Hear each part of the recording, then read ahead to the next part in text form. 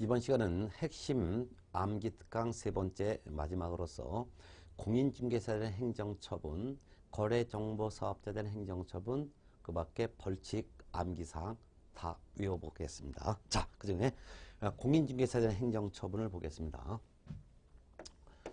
자, 공인중개사에 대한 행정처분은 두 가지 행정처분이 있죠. 하나는 자격취소처분이 있습니다. 이 자격취소처분은 공인중개사 자격을 갖고 있는 사람은 다 자격취소처분의 대상자가 됩니다. 따라서 공인중개사 인중개업자이건 또는 소속 공인중개사이건 밖에 자격만 갖고 있는 일반 공인중개사건 다 자격취소의 대상이 되는데 어떤 경우에 자격취소처분을 하느냐. 자격취소처분 사유에 해당이 되면은 반드시 자격취소처분을 해야 됩니다. 하여야 하는데요. 어떤 경우에 자격취소처분을 해야 되는지 네 가지가 있죠. 그거 외워두셔야 합니다. 그걸 두 문자를 따게 되면은 우리는 이를 부, 양, 지, 역 이렇게 네 가지가 되겠죠.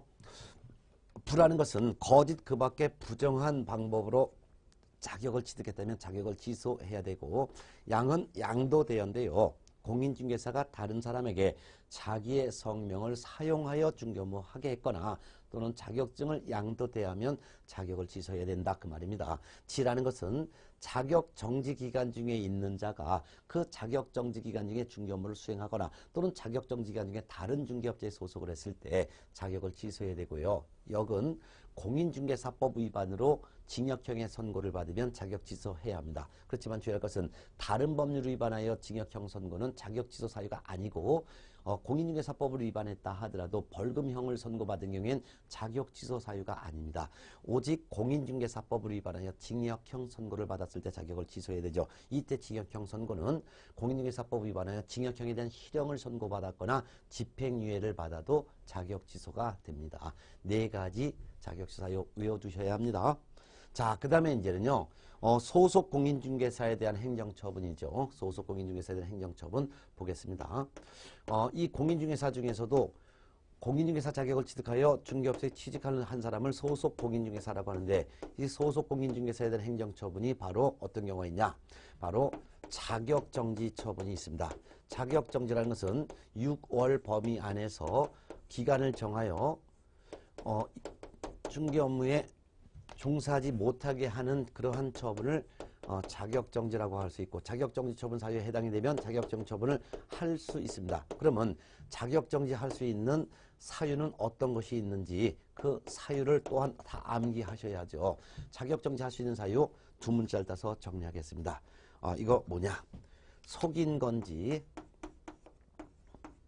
확인하여, 확인하고 또 확인하여, 확인하고 또 확인하여 거래를 절대로 거래를 하지 말라. 이와 같이 속인 건지 확인하여 거래 금지. 요 가지가 이 사항이 바로 소속 공인중개사에 대해서 자격정지 처분을 할 수 있는 사유죠. 자격정지 처분 사유에 해당됐을 때 자격정지 처분을 할 수도 있고 하지 않을 수도 있는데, 한다면 6개월 범위 안에서 기간을 정해서 자격정지 할 수 있다 이거죠. 자, 그 중에서 이중소속입니다. 둘 이상의 사무소에 소속을 했을 때 자격정지 할 수 있습니다. 자격정지 한다면 이때는 6개월의 자격정지 하도록 되어 있습니다. 그 다음에 소속 공인중개사도 인장 등록해야죠. 근데 업무 개시 전에 인장 등록을 하지 않았거나 또는 등록하지 않은 인장을 사용했다면 자격정지 할 수 있고요. 이때 자격정지 기간은 3월에 자격정지를 하게 됩니다. 그 다음에 확인 중에서 소속 공인중개사가 매수인 임차인에게 확인 설명해야 될 의무는 없지만 할 수는 있죠. 그렇지만 확인 설명하려면 성실 정확하게 설명하고 설명할 때 근거자를 제시하는데 성실 정확하게 설명하지 않았거나 또는 설명할 때 설명의 근거자를 제시하지 않았다면 자격정지할 수 있고, 또한 업무를 수행했다면 확인설명서에 서명 및 날인 두 가지를 다 해야 되는데 서명, 날인 중에 하나라도 하지 않았을 때 자격정지할 수 있습니다. 이때 자격정지 안 되면 이 자격정지는 3개월의 자격정지하도록 되어 있습니다. 근데 거래 중에서는요, 소속공인중개사가 거래계약서를 작성할 의무는 없지만 작성할 수 있어요. 근데 거래계약서를 작성할 때 서로 다른 둘 이상의 거래계약서를 작성하거나 또는 거래 금액 등 거래 내용을 거짓으로 기재해서 작성을 했다면 자격정지할 수 있고, 이때 자격정지 안 되면 6개월의 자격정지하도록 되어 있습니다. 또한 소속공인중개사가 거래계약서에 서명 및 날인해야 될 의무는요, 항상 있는 것이 아니라 업무를 수행했을 때는 거래계약서에도 서명 및 날인을 해야 합니다. 근데 업무를 수행했음에도 불구하고 거래계약서에 서명과 날인 중에 하나라도 하지 않았다면 이때 자격정지할 수 있고, 이때 자격정지한다면 3개월의 자격정지를 하도록 되어 있습니다. 그 다음에 소속공인중개사가 하지 말아야 될 금지 행위 중에 하나라도 했다면 자격정지할 수 있고, 이때 자격정지되면 6개월의 자격정지를 해야 되는 거죠. 이 금지 행위라는 것은 우리가 계속 암기할 때 외웠던 거예요. 즉 8가지 금지 행위가 있었죠. 8가지 중에 하나라도 해당되는 행위를 했다면, 예를 들면 의뢰인의 판단을 그르치는 거짓된 언행이라는 금지 행위를 했다면, 또는 법정 수수료나 법정 실비를 초과해서 금품을 받았다면, 매매를 업으로 했다면, 또는 무등록 중개업자인 사실을 알면서 그 무등록 중개업자를 통하여 중개를 의뢰받았거나 무등록 중개업자에게 명의를 빌려줬다면, 양도할 수 있는 금지된 증서를 중개하거나 증서의 매매를 업으로 했다면, 의뢰인과 직접 거래를 했다면, 거래 당사자 쌍방을 대리했다면, 미등기 전매를 중개하는 등 부동산 투기를 조장을 했거나 했을 때는 요 8가지 중에 하나라도 해당되는 금지행위 했다면 자격정지할 수 있고, 한다면은 6개월 하라 이거예요. 그 중에서 6개월 자격정지 해야 되는 사유 외워두시는데, 이중소속을 했을 때 자격정지 한다면 6개월 하라. 거래계약서를 둘 이상 작성하거나 거짓 기재했다면 자격정지 안 되면 6개월 하라. 금지행위 중에 하나라도 해당되는 금지행위 했다면 6개월 자격정지 하라 이거였죠. 그 나머지는 3개월 자격정지 한다는 것도 기억해 두셔야 돼요. 자, 그 다음에 행정처분 중에서 4번째, 거래정보사업자에 대한 행정처분이 있습니다. 거래정보사업자라는 것은 부동산 거래정보망을 설치 운영하여 돈을 버는 사업자를 말하는데요. 이 거래정보사업자에 대한 행정처분은 지정취소처분인데, 지정취소처분 사유에 해당될 때 지정취소처분을 할 수 있습니다. 할 수 있다는 것은 할 수도 있고 하지 않고 봐줄 수도 있다 이거죠. 그럼 어떤 경우에 지정취소처분을 할 수 있는지 그 사유 5가지 종류가 있습니다. 이것도 두 문자를 따서 정리하겠습니다. 이를 푸, 영, 정, 사, 일 5가지를 외워두십니다. 부, 거짓 그 밖에 부정한 방법으로 지정을 받았다면 지정을 취소할 수가 있습니다. 그 다음에 영, 거래정보사업자로 지정을 받으면 3월 이내에 운영규정을 지정하여 승인을 받아야 되는데, 운영규정을 지정하여 승인받지 않거나 운영규정을 위반해서 운영했다든가 했을 때 지정취소 처분할 수 있습니다. 정, 거래정보사업자는 오직 중개업자로부터 공개 의뢰받은 정보에 한해서만 공개해야 되는데, 중개업자로부터 공개 의뢰받지 않은 정보를 공개했거나 또는 중개업자로부터 공개 의뢰받은 내용과 다르게 정보를 공개했거나 그 밖에 중개업자에 따라 정보가 차별적으로 공개되도록 했다면 이 거래정보사업자의 지정을 취소할 수가 있습니다. 그 다음에 개인인 거래정보사업자가 사망하거나 법인인 거래정보사업자가 해산되는 경우에는 지정을 취소할 수 있습니다. 마지막은 지정을 받은 날부터 1년 이내에 정보망을 설치 운영을 개시하지 않았어도 지정을 취소할 수 있습니다. 이 5가지 지정 취소할 수 있는 사유도 다 암기를 해 두셔야 되겠죠. 자, 그 다음에 이제 벌칙 사유가 있습니다. 행정처분뿐만 아니라 공인중개사법령을 위반한 사람에 대해서는 벌칙을 가하는데, 이 벌칙을 행정벌이라고도 합니다. 근데 이 행정벌이라고 하는 벌칙은 위반한 정도가 어느 정도에 따라서 행정형벌을 가하는 경우도 있고, 위반 정도가 아주 경미할 때는 행정질서벌을 가하기도 합니다. 행정형벌을 가하는 것은 징역형이나 또는 벌금형 중에 하나의 형벌을 가하는 것을 행정형벌이라고 하고요. 행정질서벌을 가한다라는 말은 과태료 처분을 하는 것을 우리는 행정질서벌을 가한다라고 합니다. 근데 먼저 행정형벌 중에서는 법을 위반한 정도가 어느 정도에 따라서 이 행정형벌을 가하는 정도가 차이가 있습니다. 그래서 행정형벌은 법을 위반한 정도가 아주 컸을 때와 조금 경미했을 때 차등 적용을 하는데요. 그 중에서 법을 위반한 정도가 아주 크면은 3년 이하의 징역이나 또는 2천만 원 이하의 벌금형의 형벌을 과하는 경우가 있고, 법을 위반한 정도가 그보다 좀 약할 때는 1년 이하의 징역이나 또는 1,000만 원 이하의 벌금형 중에 하나의 형벌을 과하는데요. 각각의 사유를 다 외워두셔야 합니다. 무조건 외워두셔야 돼요. 자, 그러면 3년 이하의 징역 또는 2천만 원 이하의 벌금형의 형벌을 과하는 사유가 6가지가 있는데, 두 문자를 따면 무, 부, 증, 직, 쌍투가 됩니다. 무부, 증직, 쌍투, 무부, 증직, 쌍투. 자, 무라는 것은 무등록 중개업을 한 자는 이렇게 처벌합니다.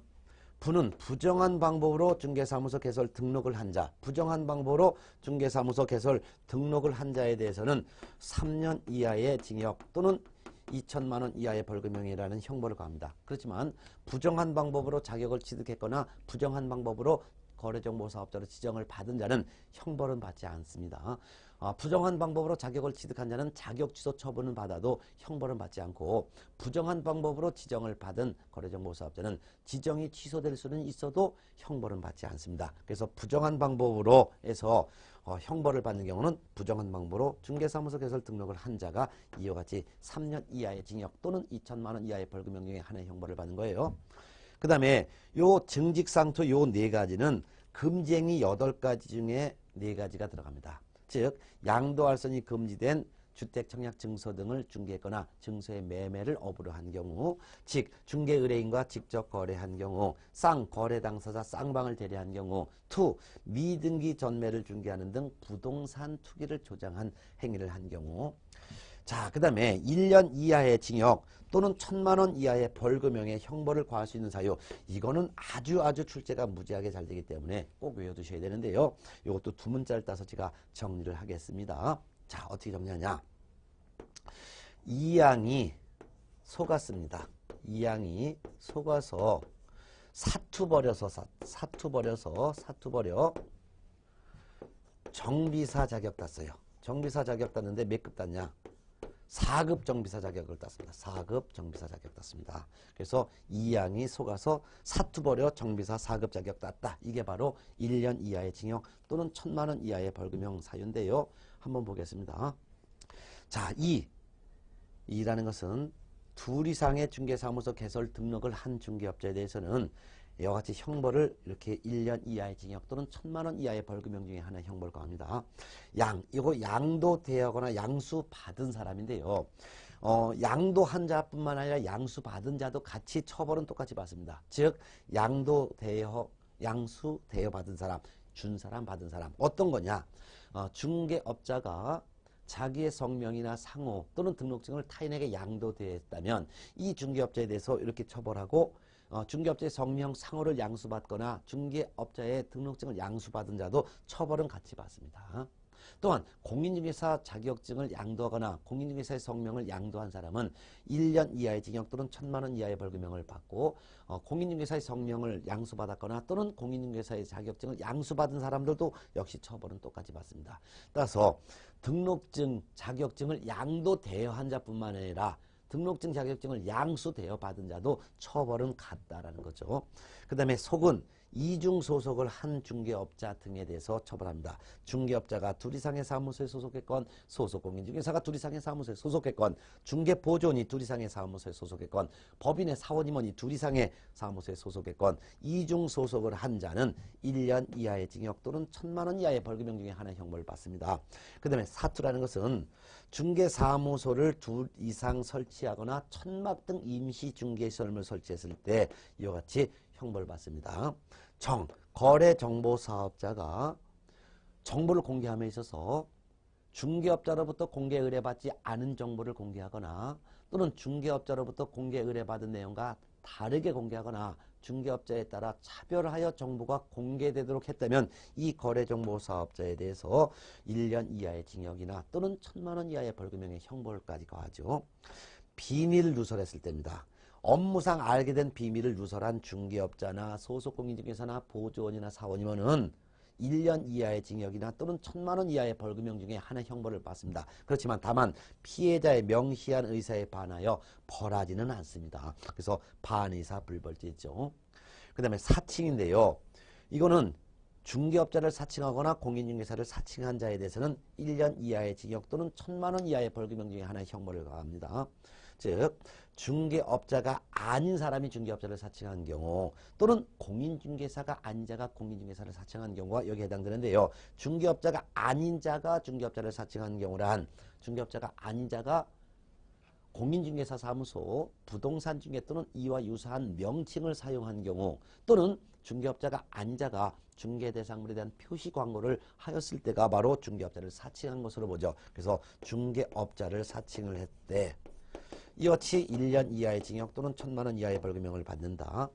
근데 공인중개사를 사칭했어도 1년 이하의 징역 또는 1,000만 원 이하의 벌금형을 받는데 그 말은 공인중개사가 아닌 자가 공인중개사 또는 이와 유사한 명칭을 사용한 경우가 여기에 해당이 되겠죠. 그 다음에 이제 4급 4가지 금쟁이 총 금쟁이는 8가지가 있는데 아까 4가지 금쟁이인 증직상투 요거는 3년 이하의 징역 또는 2,000만 원 이하의 벌금형이고요. 금쟁이 8가지 중에서 1년 이하의 징역 또는 1,000만 원 이하의 벌금형 중에 하나의 형벌을 받는 금쟁이가 4가지가 있습니다. 즉 중개 의뢰인의 판단을 그르치는 거짓된 언행이라는 금쟁이를 했거나 법정 수수료 또는 실비를 초과해서 금품을 받은 행위를 했거나 매매업, 중개대상물에 대한 매매업을 했거나 또는 무등록 중개업자인 사실을 알면서 그를 통하여 중개를 의뢰받거나 무등록 중개업자에게 명의를 이용케 했거나 참고적으로 무등록 중개업을 한 자는 무등록 중개업자는 3년 이하의 징역 또는 2,000만 원 이하의 벌금형의 처벌을 받는 것이고 무등록 중개업자로부터 중개를 의뢰받거나 무등록 중개업자에게 명의를 이용케 한 중개업자 등은 1년 이하의 징역 또는 1,000만 원 이하의 벌금형의 처벌을 받는다는 차이점 알아두세요.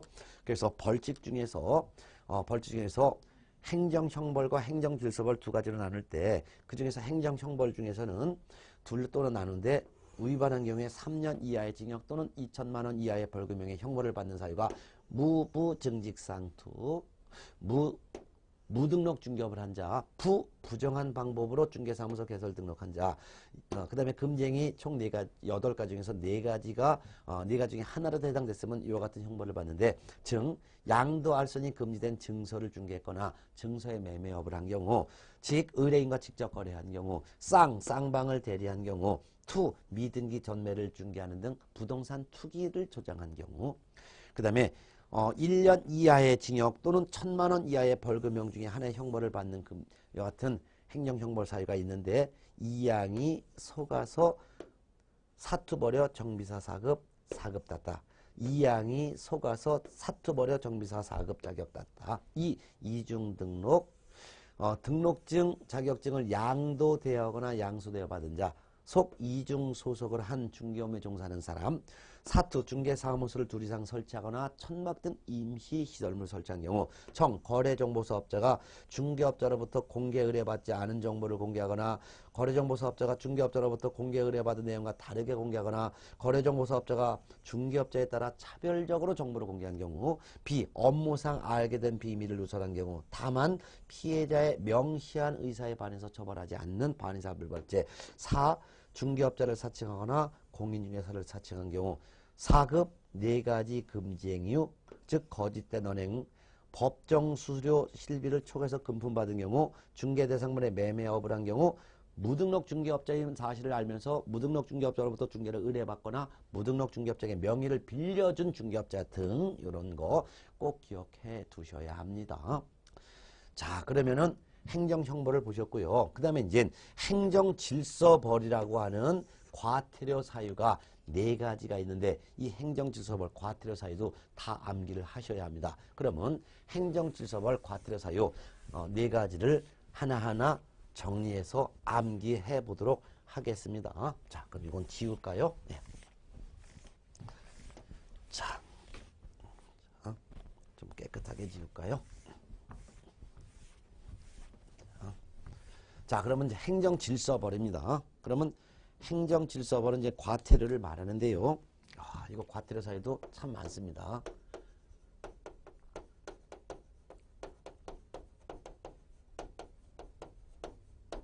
과태료 사유를 말하는 거예요. 과태료 사유. 총 4가지가 있습니다. 그 중에서 제일 첫 번째가 3천만 원 이하의 과태료를 부과하는 사유가 있고, 두 번째는 취득세의 3배 이하의 과태료를 부과하는 사유가 있고, 그 다음에 500만 원 이하의 과태료를 부과하는 사유가 있고, 그 다음에 네 번째는 100만 원 이하의 과태료를 부과하는 사유가 있습니다. 이 4가지를 하나하나 전부 다 숙지하셔야 합니다.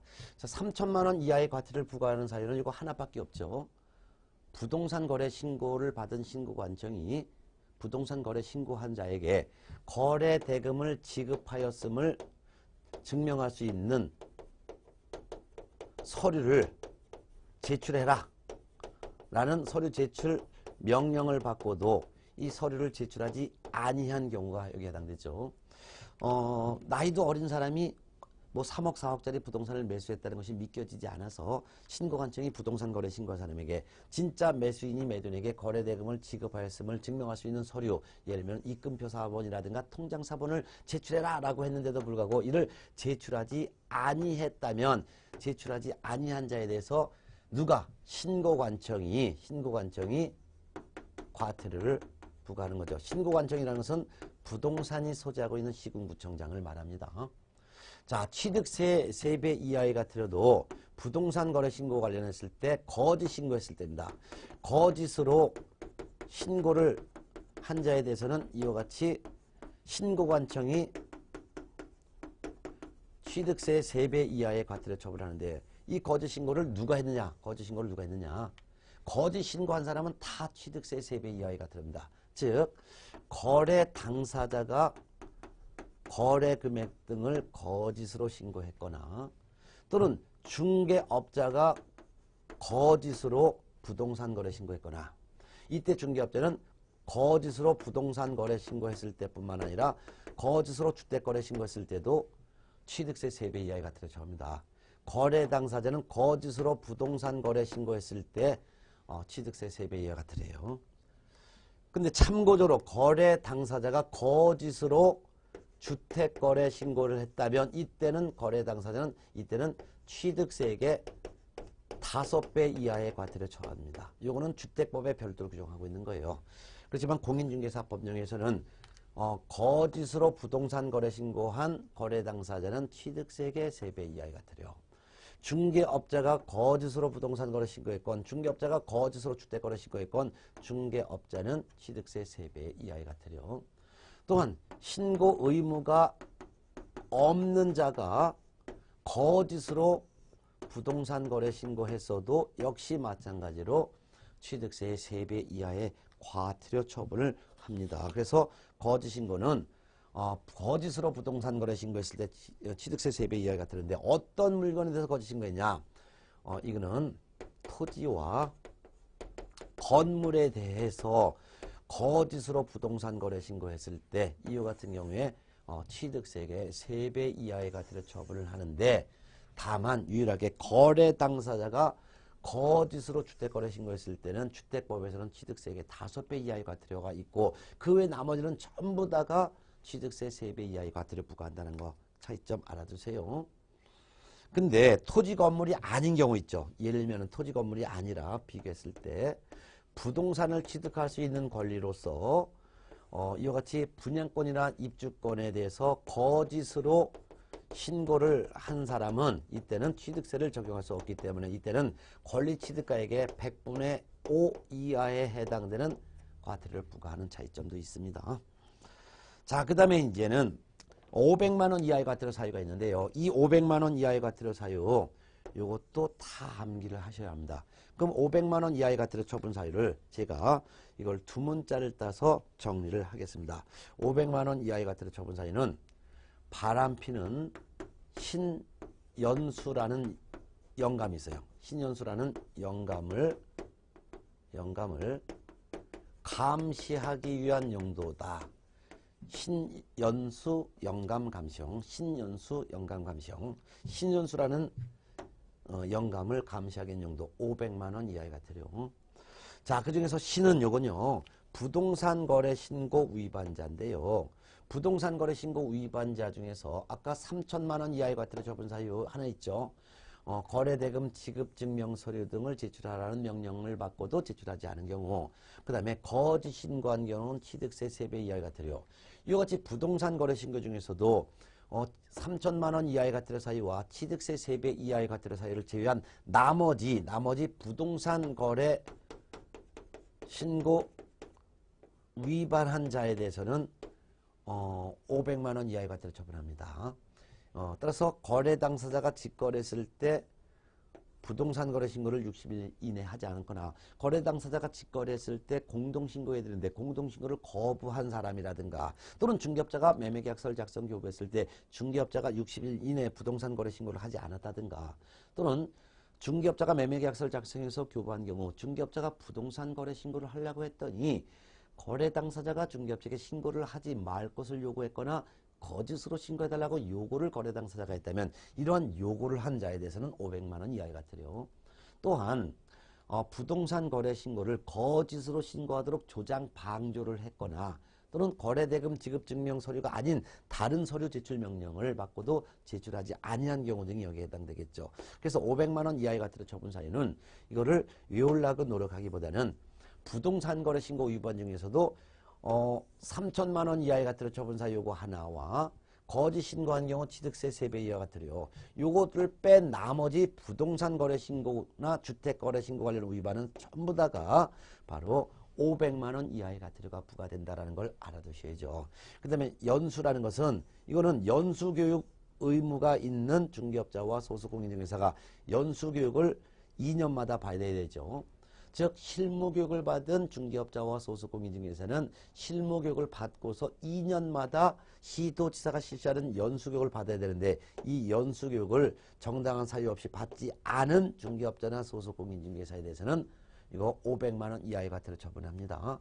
그 다음에 영감, 요거는 거래정보사업자에 대한 과태료 사유인데요. 거래정보사업자가 지정이 됐어요. 거래정보사업자로 지정을 받았으면 지정을 받고서 3월 이내에 운영규정을 제정해서 승인받아야 되는데, 운영규정을 제정해서 승인받지 않았거나 운영규정을 위반해서 운영한 부동산 거래정보사업자라고 한다면 500만 원 이하의 과태료 처분하고요. 또한 거래정보사업자가 국토교통부 장관으로부터 감독상 명령을 받았어요. 즉 업무 보고해봐라 이런 명령을 받고도 감독상 명령을 따르지 않은 거래정보사업자에 대해서는 500만 원 이하의 과태료가 부과됩니다. 그 다음에 감시용, 요거는 협회입니다. 협회가 위반했을 때 협회에 대해서 500만 원 이하의 과태료 처분을 받는데요. 협회가 감독상 명령 위반했어요. 즉 국토교통부 장관으로부터 감독상 명령을 받은 협회가 업무보고 자료 제출을 제대로 하지 않거나, 또는 공제사업과 관련하여 금융감독원장으로부터 감독상 명령을 받고도 감독상 명령에 따르지 않고 서류를 제출하지 않거나 거짓 제출한 경우, 이같이 국토교통부 장관이라든가 금융감독원장으로부터 감독상 명령을 받은 협회가 감독상 명령을 따르지 않았을 때, 그 다음에 요거 공제사업을 하는 협회가 공제 규정을 준수하지 않으면 시정해라 라는 시정명령을 받았는데도 시정명령을 받고도 시정조치를 하지 않거나, 업무 집행방법을 변경하라 하는 등 개선명령을 받고도 개선을 하지 않았다든가, 또는 임원에 대한 징계를 해라 라는 요구를 받고도 징계라든가 해임 등을 하지 않았다면 이것이 500만 원 이하의 과태료입니다.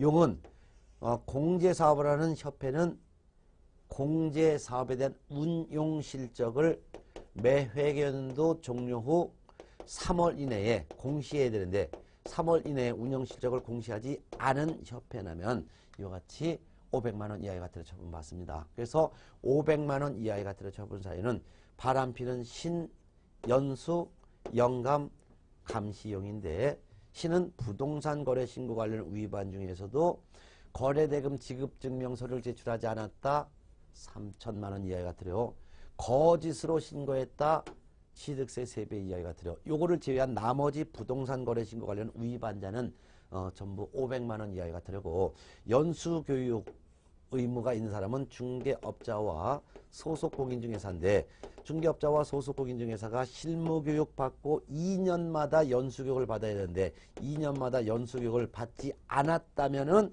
연수교육을 받지 않은 중개업자 소속공인중개사에 대해서 500만 원 이하의 과태료. 영감, 거래정보사업자가 운영규정을 제정해서 승인받지 않거나 운영규정을 위반해서 운영한 경우. 감, 거래정보사업자가 감독상 명령 위반한 경우. 그 다음에 감시용은 협회가 감독상 명령에 위반한 경우 또는 시정명령, 개선명령, 징계명령을 받고도 시정하지 않거나 개선하지 않거나 징계하지 않은 경우. 용, 운용실적을 공시하지 않은 협회를 말합니다. 다 외워두셨습니까? 예. 그 다음에 이제 행정질서벌의 마지막이 100만 원 이하의 과태료 처분 사유인데요. 이거 꼭 외워두셔야 합니다. 그럼 100만 원 이하의 과태료 처분 사유는 이거는 두 문자를 따서 정리하겠습니다. 이복에 문패 반납하게. 이복에 문패 반납하게.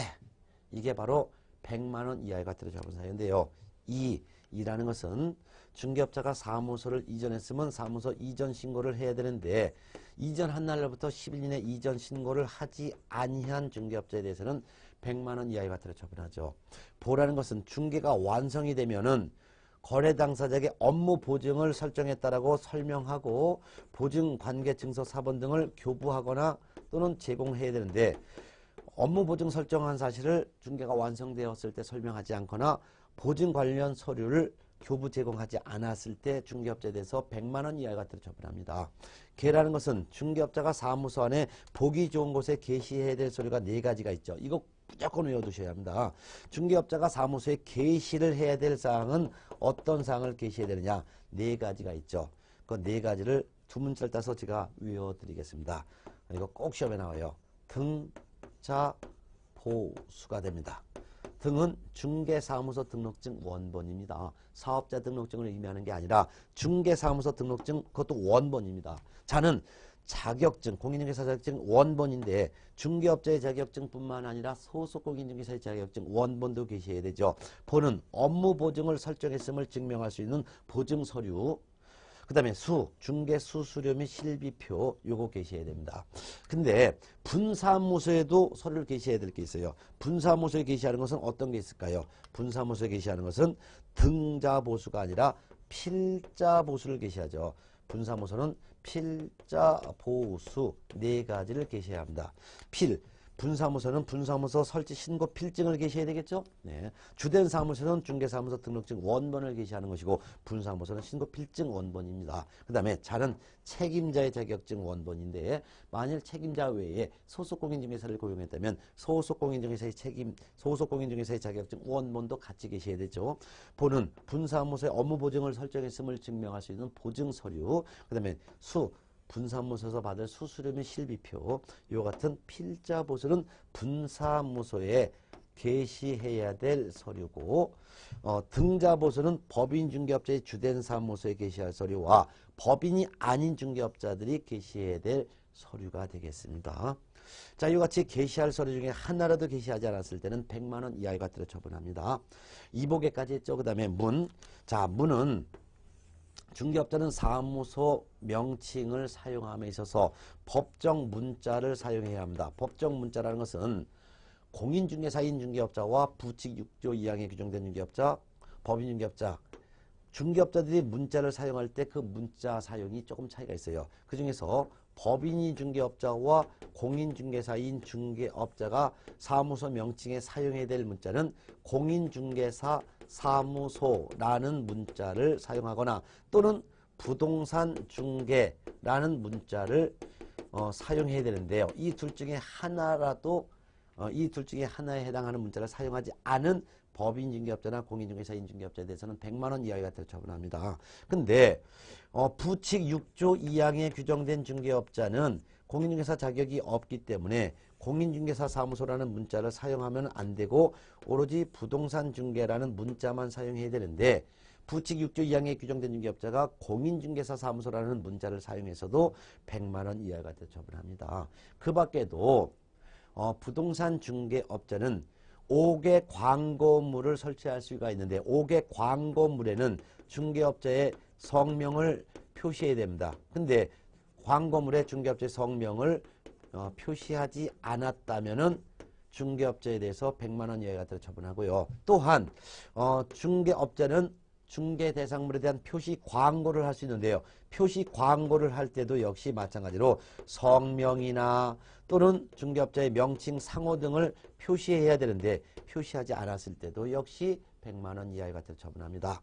그 다음에 폐라는 것은 중개업자가 폐업이나 휴업 재개 기간 변경 신고하고자 할 때 미리 신고해야죠. 중개업자는 3월을 초과하여 휴업을 하고자 할 때는 미리 휴업을 합니다라는 휴업 신고를 해야 되고, 폐업을 하고자 할 때도 미리 폐업 신고해야 되고, 휴업 신고했다가 업무를 재개하고자 할 때도 재개 신고를 미리 한 다음에 업무를 재개해야 되며, 휴업 기간을 변경하고자 할 때도 휴업기간 만료되기 전에 미리 변경 신고해야 되는데요. 이와 같이 폐업을 하고자 할 때 미리 폐업 신고하지 않고 무단 폐업했다든가, 또는 3월 초과하여 휴업을 하면서도 미리 휴업 신고를 하지 않았거나, 또는 휴업 신고한 이후 업무를 재개하기 전에 미리 재개 신고해야 되는데 재개 신고를 하지 않았거나, 또는 휴업기간을 변경하고자 할 때 미리 변경 신고를 해야 되는데 변경 신고 등을 하지 않았을 때 폐업, 휴업, 기간 변경, 재개 등의 신고를 하지 않은 중개업자에 대해서 100만 원 이하의 과태료 처분합니다.